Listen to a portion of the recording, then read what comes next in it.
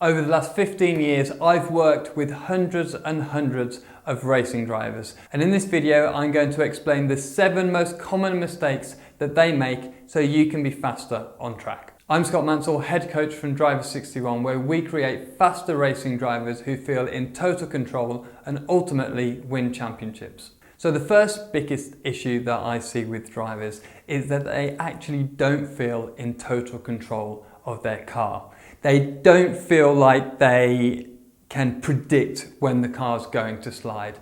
When the car does slide and it finds the limit, it takes them by surprise and they have to react to the slide rather than being able to predict when it's going to happen.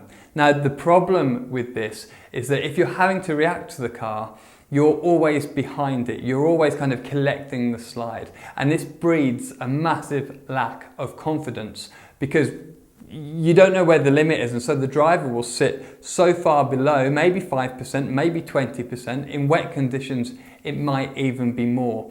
And as soon as you start to not communicate with the limit, then you're losing information. And I first learnt this when I was working with a driver at Snetterton, and we were comparing our first 5 or 10 laps of a session.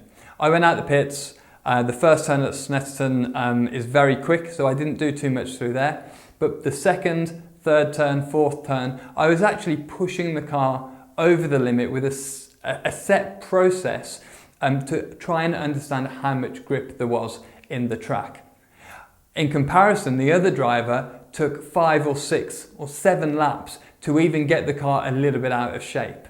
And so I had 6 or 7 laps more information than he did. All these little points on the entry, getting the car over the limit, accelerating, feeling the car slide as I come out of the corner. This is all information that I can use to understand how much grip the car's got and therefore make myself much quicker during that session. The second thing that I see is that a driver will be on a limit but not the absolute limit. So this tends to be drivers that have more experience.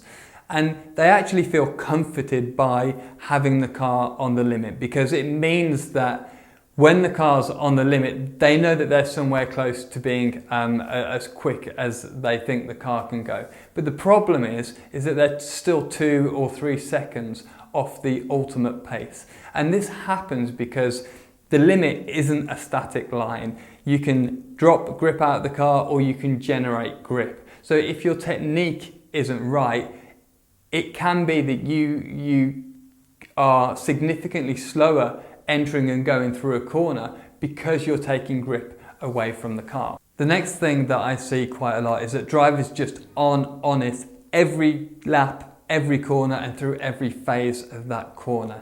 And if you're not doing this, then obviously we're leaving time on the table and we're not lapping as quickly as possible. A professional driver will be very close to the limit and the braking, entry, apex and exit of every single corner.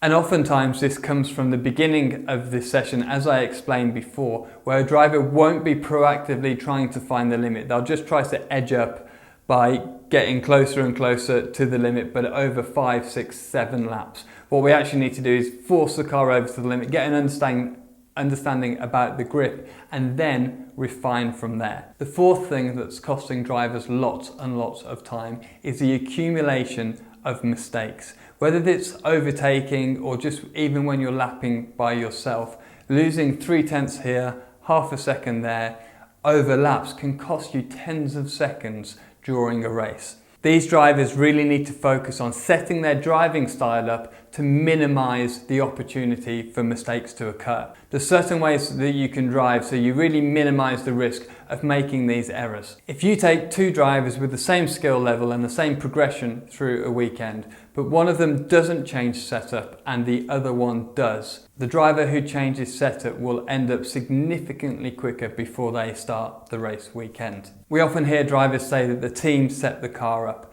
but the setup for a car isn't static, it isn't the same from circuit to circuit. And even if you've got a good setup on one day at a certain circuit, the following day there's so many variables, including the weather, the track temperature, and how the circuit is rubbering up, that the setup might be different. So a big mistake that we see with drivers is that they can't give proper, good, honest feedback about the balance of the car, and nor do they have a logical progression for the setup of their race car. Setup's really important because you can generate free grip and also make the car much easier to drive. In a similar vein to not adapting setup, we often see drivers ending a session or even a test day where they started it. They've not progressed their own driving. It's really easy to get into a car, put your visor down, crack on out onto the circuit and drive unconsciously for the whole session, not trying to move yourself forwards, not trying different techniques. The drivers who don't adapt and don't try new things are going to stay at their current lap time, plateau, and not make any new time.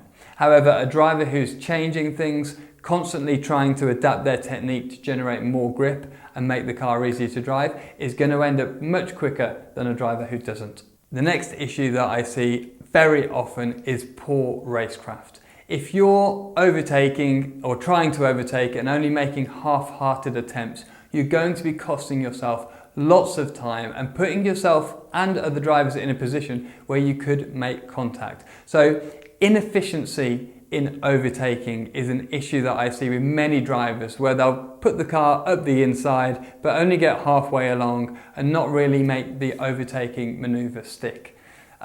Especially if you're working your way through a field, it's critically important to know when to be patient with your overtaking manoeuvres and when to go for it.